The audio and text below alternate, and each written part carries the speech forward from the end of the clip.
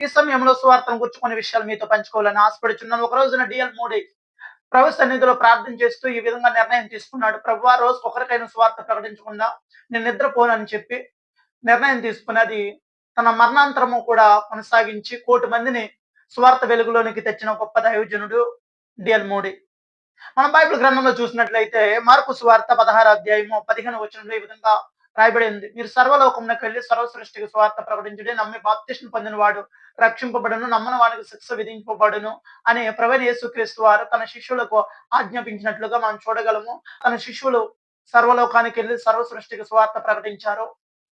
తద్వారా ఈ రోజున ప్రపంచంలో 450 కోట్ల మంది పైగా ప్రభువైన యేసుక్రీస్తు వారిని తమ సొంత రక్షకుడిగా అంగీకరించినట్లుగా మనం చూడగలము. కొరింథీయులకు రాసిన మొదటి పత్రిక 9 అధ్యాయం 16 వచనంలో మనం చూసినట్లయితే, నేను సువార్త ప్రకటించుచున్నాను, నాకు అతిశయ కారణం లేదు. సువార్త ప్రకటించవలసిన భారం నా మీద మోపబడి ఉన్నది. అయ్యో, నేను సువార్త ప్రకటింపకపోయిన ఎడల నాకు శ్రమ అని అపోస్తుడైన పౌలు చెప్పుచున్నాడు. పౌలులో ఎంత భారం ఉందో ఈ మాటను బట్టి మనం అర్థం చేసుకోవచ్చు.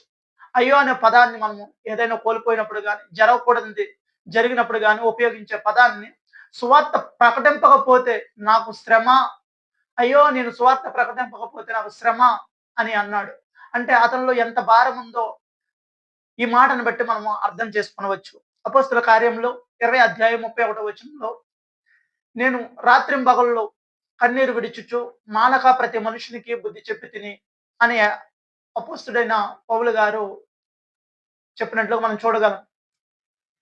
ప్రియ దైవ జనాంగమా, రాత్రింబగళ్ళు కన్నీరు విడిచుచు మానక ప్రతి మనుషునికి బుద్ధి చెప్పాడు. మానక ప్రతి మనుషునికి క్రీస్తుని ప్రకటిస్తూ ఉన్నాడు. ఎందుకంటే ప్రతి ఒక్కరూ కూడా దేవుని రాజ్యంలో ఉండాలి, దేవుని రాజ్య సంబంధాలుగా మార్చబడాలని అపోస్తుడైన పౌల హృదయంలో మంట మండుచున్నట్లుగా మనం చూడగలము. యోధా పత్రిక 1 అధ్యాయం 22 వచనంలో, అగ్నిలోండి లాగినట్లుగా కొందరిని రక్షించుడి అని ఇక్కడ రాయబడి ఉంది.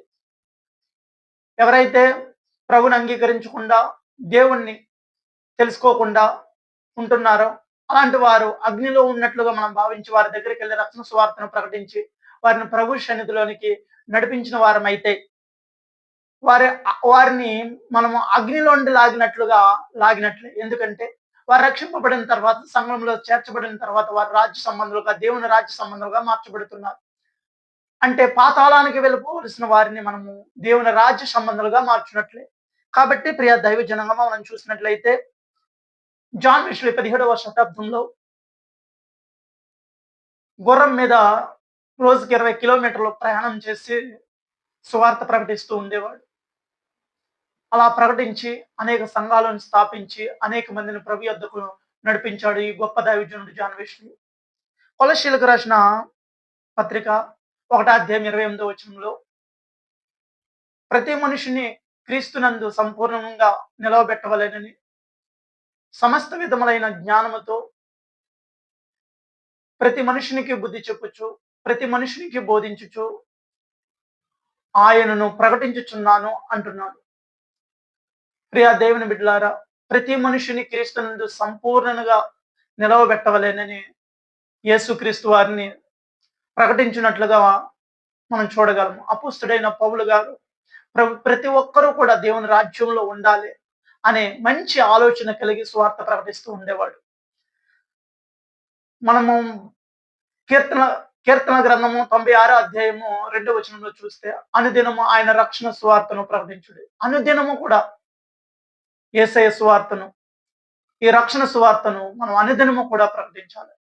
బైబిల్ చెప్తుంది, సువార్త ప్రకటించు వాని పాదములు ఎంతో సుందరములైనవి అని బైబిల్ చెప్తుంది. ఎవరైతే సువార్త ప్రకటిస్తారో అటువంటి వారి పాదములు ప్రభు దృష్టిలో చాలా సుందరమైనవి, చాలా అందమైనవి. మనుషులు నేను లక్ష్య చేయకపోవచ్చు, మనుషుల దృష్టిలో నువ్వు తక్కువగా ఉండొచ్చు, కానీ ప్రభు దృష్టిలో ఎవరైతే సువార్త ప్రకటిస్తారో, ఎవరైతే ప్రభును గూర్చి ఇతరులకు ప్రభుని అంగీకరించిన వారికి ప్రకటిస్తారో వారు ప్రభు దృష్టిలో చాలా విలువైన వారు. వారి పాదములు ప్రభు దృష్టిలో చాలా అందమైనవి, సుందరమైనవి. కాబట్టి ప్రియ దైవ జనాంగమా, ప్రతి ఒక్కరూ క్రీస్తుని అంగీకరించిన ప్రతి ఒక్కరూ కూడా రక్షింపబడిన వారికి, క్రీస్తుని అంగీకరించిన ప్రతి ఒక్కరూ కూడా ఇంకను ప్రభుని అంగీకరించిన వారికి సువార్తను ప్రకటించి ప్రభులోనికి నడిపిద్దాం. దేవుని రాజ్యాన్ని స్థాపిద్దాం.